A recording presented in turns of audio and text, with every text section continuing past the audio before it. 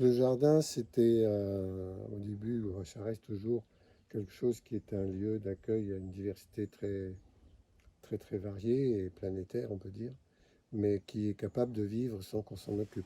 C'est un atelier, cet Ah endroit. oui, d'accord. J'appelle ça un jardin d'expérimentation et j'y fais des cours, des ateliers avec les étudiants de temps en temps, des profs même parfois qui viennent avec leurs étudiants, font ce qu'ils veulent et on dialogue et c'est très intéressant.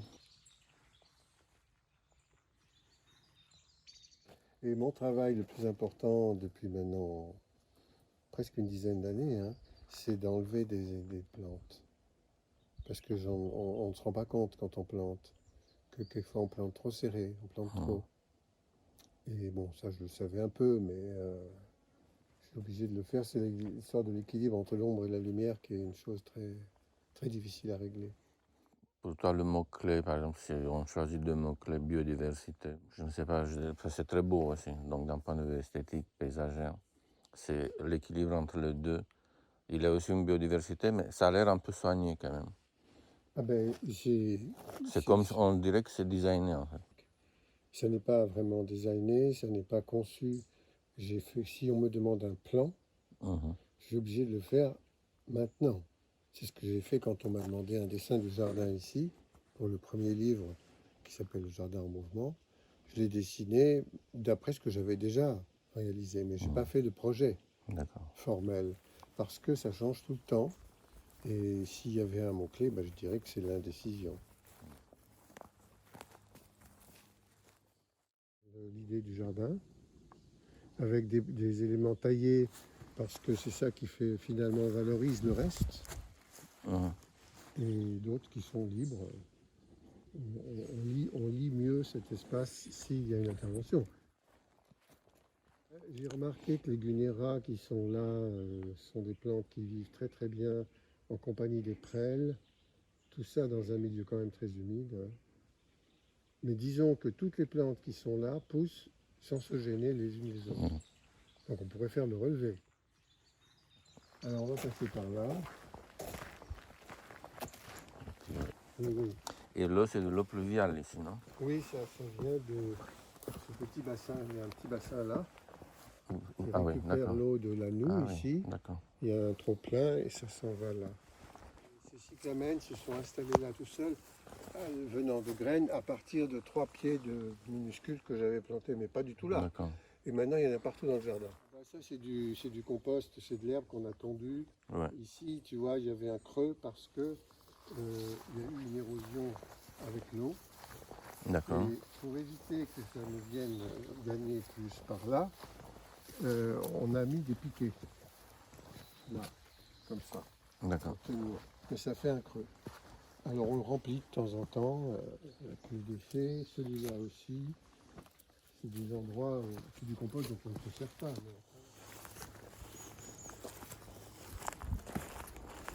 Tu vois ici, ce qui est intéressant, c'est justement le soleil. Il reste beaucoup plus longtemps qu'à la maison en cette saison, hein. Mhm. Alors c'est avantageux d'avoir quelque chose pareil au printemps.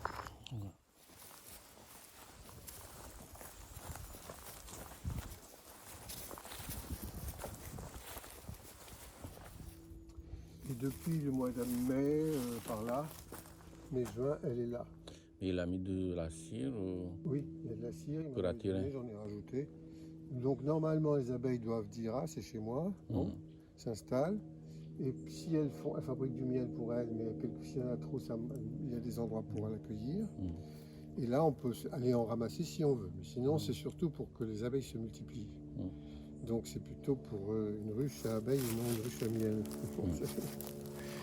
Et moi j'ai trouvé ça une belle idée. Ouais, c'est une belle idée. Mais est-ce que tu l'as vu fonctionner quelque part? Non, pour l'instant elle n'a pas encore marché. Nulle part. Ah si, il y a Oui, plein mais d'endroits où ailleurs, ça marche. ça Oui, marche, mais oui, ça oui. devrait marcher. Non, non, bien sûr, bien sûr. Non, c'est ici. Oui, Ici, ça va venir. on est en pénurie d'abeilles depuis déjà longtemps, hein. Alors, je te montre ici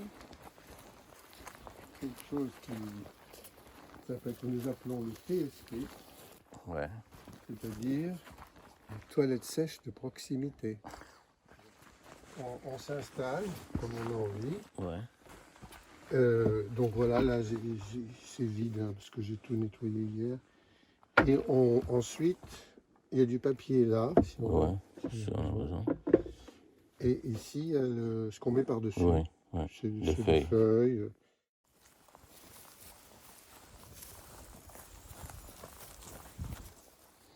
Voilà, alors ça c'est la roche-mère.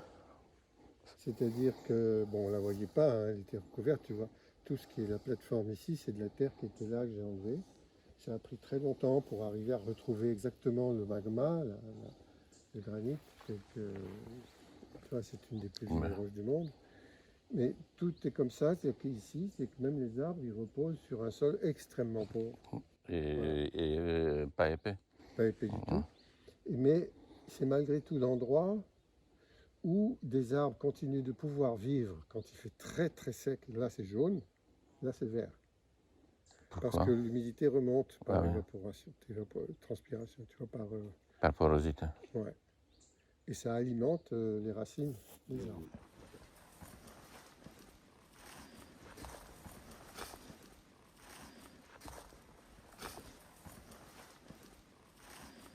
J'ai construit une annexe, c'est un mur comme ça et deux ailes, bon, deux, c'est tout.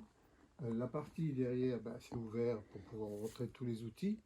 Et au-dessus, c'est une plateforme avec un toit qui m'a servi pour donner des cours aux étudiants quand il pleut. Mm. On ne peut pas être À dehors, l'extérieur. il faut qu'on s'abrite, on se met là-haut. Voilà. Et donc là, ben,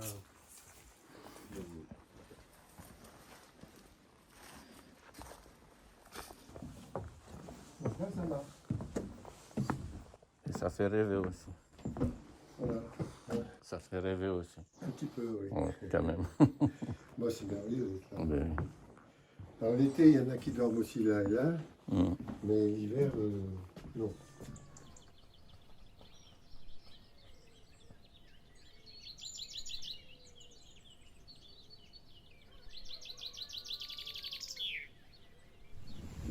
Alors là, on est dans un champ qui fait presque 1 hectare, que j'ai acquis tardivement quand le propriétaire a voulu me le vendre parce que la terre est trop pauvre, il ne savait pas quoi faire. Et puis moi j'ai fait un semis de plantes à cycle court, enfin que des plantes herbacées en tout cas.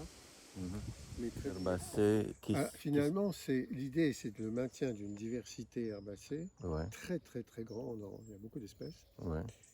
et qui nourrissent des tas d'insectes.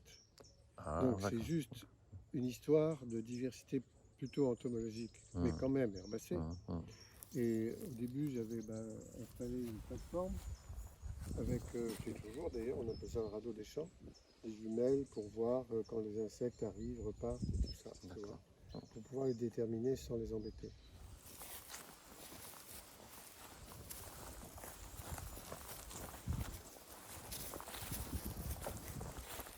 Il y a très peu d'abeilles dans le coin, très très peu.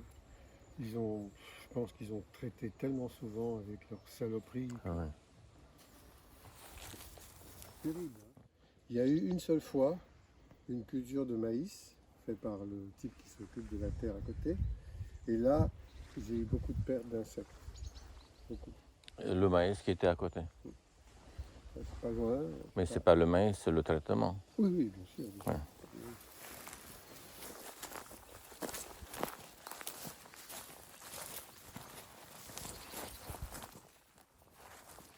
Et donc, c'est bien d'avoir fait cette prairie pour les insectes.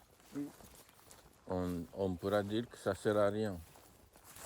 Ah, ben, ça sert à l'équilibre biologique, à l'équilibre écologique, Oui. à l'écosystème dans son ensemble. Bon, moi j'en vois qui volent là-bas un petit peu.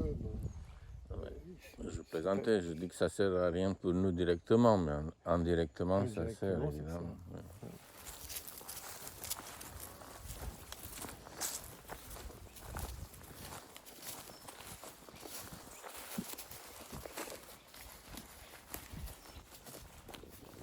Et tu en as d'autres endroits comme ça qui servent à rien?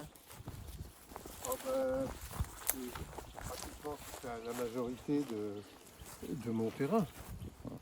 Parce que les bois qu'on a vus, on a traversé les bois, tu vas voir là, je montre Ça, c'est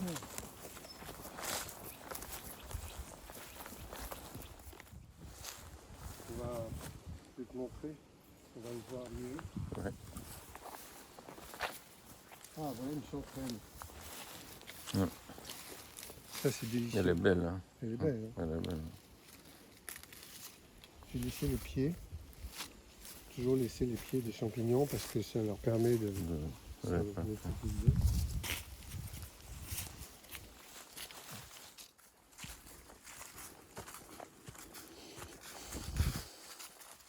Là, je te montre un arbre que j'ai planté ici. Et il s'est couché et il est allé s'enraciner par droite à gauche. Il fait 15 mètres à droite, 15 mètres à gauche. Il y a un seul plan. C'est incroyable. C'est quoi?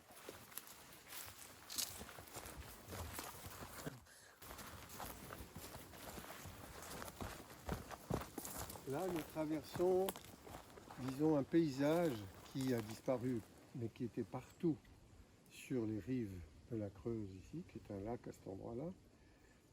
Et c'était des bruyères et très colorées. Et ça s'appelle la vallée des peintres, parce qu'il y avait des peintres qui venaient ici peindre justement ces couleurs. Mhm. Mais ça s'est transformé maintenant en une forêt, donc il ne viendrait plus hein, aujourd'hui.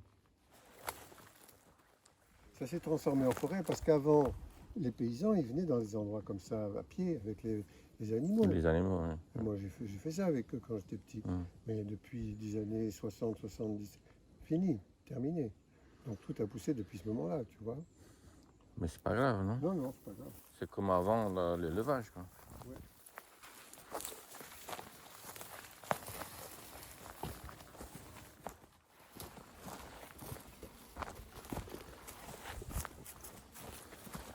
Ça, c'est une ancienne carrière. Une vraie ancienne carrière. Oui. Où ça, ici? Là et là. Hein. Mais qui a été exploité par qui? Bon, bah, c'était artisanal, c'était les paysans du coin. Ils construisaient leurs maisons, les Creusois. Mhm. Ils n'avaient pas beaucoup de jolie architecture, mais c'était des bons maçons. D'accord. Ils prenaient les pierres. Bon, j'en ai récupéré quelques-unes ici. Et avant de faire ta maison, tu avais aidé d'autres à construire? Non. Non. Mais tu en as vu d'autres quand tu étais tout petit, parce que ça se faisait, non? Non, mais c'était... je me suis lancé là-dedans d'une façon un peu irréfléchie, mais puisqu'il y a des gens qui ont fait ça dans leur vie, on peut le faire. Oui, évidemment. C'est avec ses mains, tu vois, c'est pas... On faisait comme ça avant. On faisait comme ça, on ne dépend pas de l'énergie, on ne dépend pas de l'argent, on ne dépend de rien. On ramasse les pierres. Elles sont partout. Et là, il est quoi? Et là, voilà, j'ai mis un banc. Et ce qui est assez étonnant, c'est que cette fougère que j'aime beaucoup, Ouais. elle s'est développée comme ça, tranquillement, tout autour, dans l'ancien lit de la carrière, quoi. Oui, c'est bon. C'est beau. Et là, tu peux regarder, c'est joli. Voilà. Ça m'arrive de venir plutôt me reposer ou rien faire. Ouais, c'est pas un endroit pour travailler.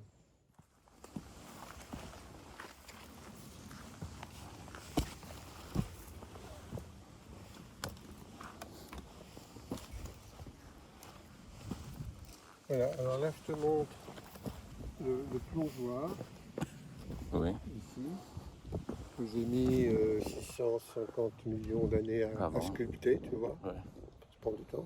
Oui, c'est comme ça. Voilà, puis tu as l'eau qui est comme du thé, et parce qu'elle est chargée en tanin par la chute des feuilles des chênes qui se diluent dans l'eau comme une tisane. Et c'est cette couleur sombre qui fait qu'elle se chauffe assez vite au printemps, tu vois. C'est pas du tout comme les eaux calcaires qui sont transparentes, limpides, mais même en été t'as froid dedans. Là non, ça peut monter jusqu'à 26 degrés. Ouais.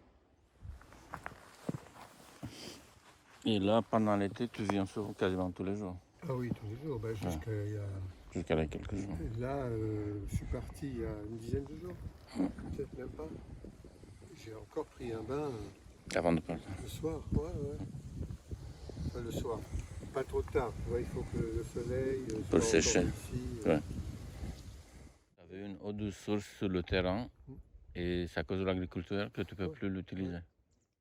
Même un puits, aujourd'hui, dans la maison de mes parents, il y avait un puits. Oui, On a bu cette eau pendant des années et des années. mais Mais même là c'est pollué. c'est pas le lac, ça vient de... Non, je veux dire, dans les puits, ça commence à être pollué. Bien sûr, mais depuis longtemps. On se lavait et on buvait aussi l'eau du ruisseau. Oui, et là c'est plus possible. Non, mais c'est tout le territoire. C'est pas que la France d'ailleurs. Oui, c'est fou ça. Ouais. On est stupide. On fait confiance au laboratoire. Et on aura du mal à revenir, à refaire tout ça. Ça. Il faut minimum une trentaine d'années pour la Ben dépollution. oui. Peut-être plus pour pouvoir dire on boit. Mais si on peut le faire, pourquoi pas?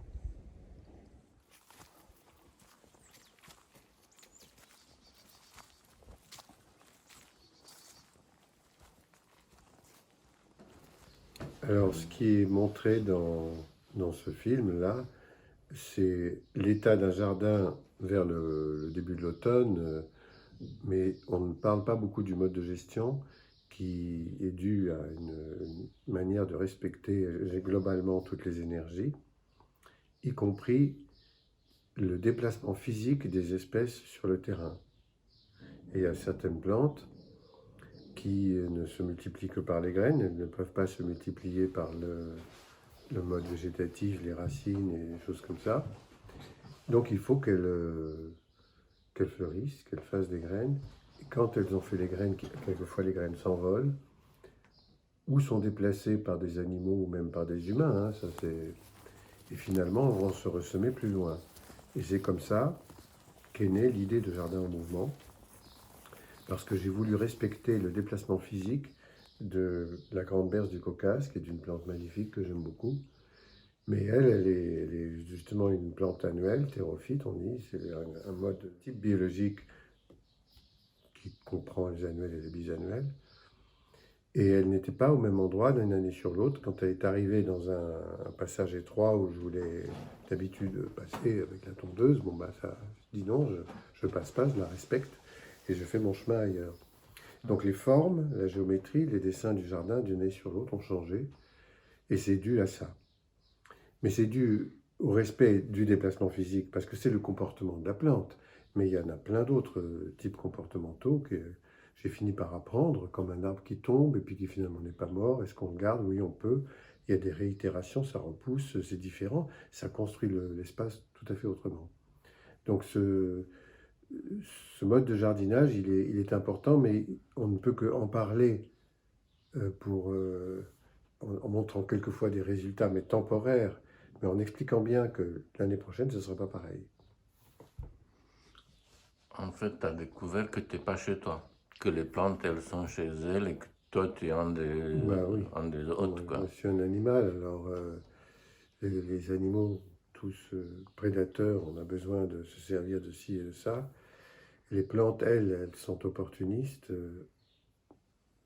Par la nécessité de pousser, elles vont là où elles le peuvent, dans le terrain qui leur convient, sous le climat qui leur convient. Les animaux sont aussi opportunistes, mais prédateurs. C'est pas pareil parce que on prend quoi, on attrape. On ne peut pas faire autrement. Et les plantes, elles, fabriquent leur nourriture à partir de l'énergie solaire. C'est quand même une énorme différence. Elles sont beaucoup plus puissantes que nous. Et donc on s'aperçoit au bout d'un moment que on vit comme des animaux, mais qu'on est chez les plantes.